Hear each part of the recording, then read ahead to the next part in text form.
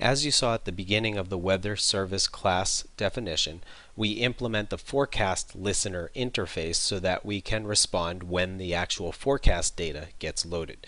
And here is our overridden onForecastLoaded method that receives the same data it received back in the single day forecast fragment and is used once again to populate the GUI with the data. The difference in this case is that we are now really configuring the GUI for the weather app widget as opposed to a fragment in the running app on the screen. So the first thing we do is get the application's context so that we can use it within this method. Then we check to see if the image is equal to null. If it is, we display a toast and simply return. The next thing we do is we create a pending intent that is going to say what to do when the user touches the app widget. And in particular, we want the touching of the app widget to cause the app itself to be displayed on the screen. So we create an intent here for the Weather Viewer activity class and then use that to create a pending intent that can be used to launch the Weather Viewer app in response to the user touching the app widget. Now, the most important part of the method that we're looking at right now is the creation and population of the remote views. For the remote views, the first thing we do is call the getPackageName method, and the getPackageName method gives us the package name for the app, which is also where our WeatherProvider app widget updating class is defined. And we also give it a second argument, which is the layout that will be used to create the remote views.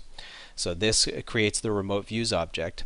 Then at line 127 and 128, we take the pending intent that we created up above and set it as the on-click pending intent of the remote view.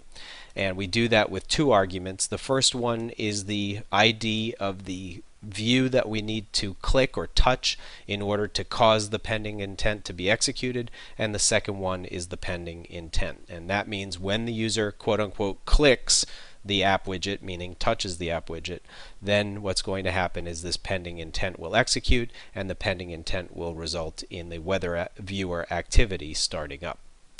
Next, at line 131, we set the location text view to the location string.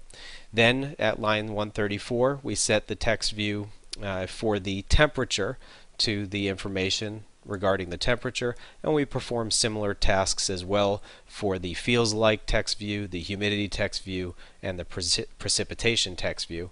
And then finally, down at line 151, we set an image view bitmap for the weather image view to the image that was retrieved with the weather information.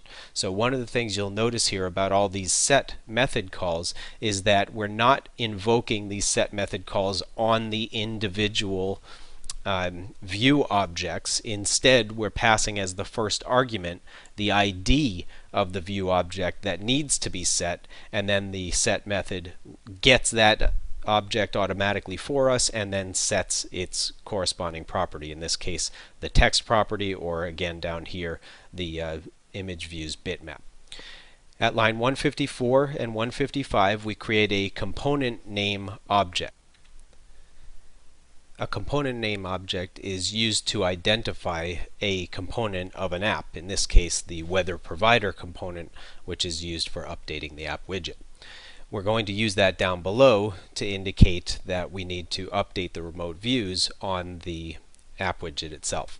At line 158, we get the app widget manager by calling the static method getInstance, passing in as an argument the context in which we're executing.